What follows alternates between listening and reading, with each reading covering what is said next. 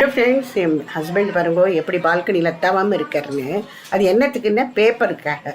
Paper கண்டிப்பாக காலவெளியில் அவருக்கு படித்தே ஆகணும். பேப்பர் முதல்ல நியூஸை போடுவார், அதுக்கப்புறமா சுடோக்கு அண்ட் கிராஸ்வேர்ட்ஸ் போட்டே ஆகணும்.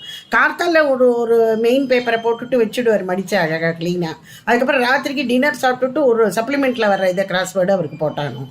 இது அவர் தப்பாமல் அதை பண்ணுவார்.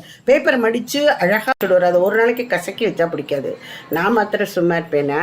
நான் நம்ம பரீட்சைக்கு படிக்கிற விளையாட்டமாக வாசப்படியிலேயே உட்காந்துடுவேன். அவர் ஒரு ரூம், நான் ஒரு ரூம், அப்படியே சைலண்ட் ஜோனில் தான் இருக்கும். நானும் அந்த குறுக்கெழுத்தெல்லாம் போடுவேன். திடீர்னு எனக்கு வேர்டெல்லாம் வேற ஆம்பிடாது. ராத்திரி படுத்துட்டே இருந்துச்சு, திடீர்னு ஒன்று வரும்.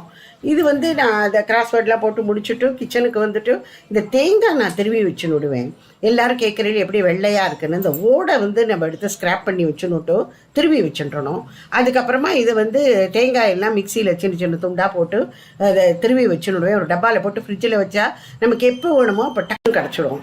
இது சேப்பங்கிழங்கு ஃப்ரை இன்னைக்கு பண்ணியிருந்தேன். அதில் கடலைமா போட்டு தூவி இறக்கினோன்னா நல்லா ஒத்தையாக நல்லா ஃப்ரை ஆகும்.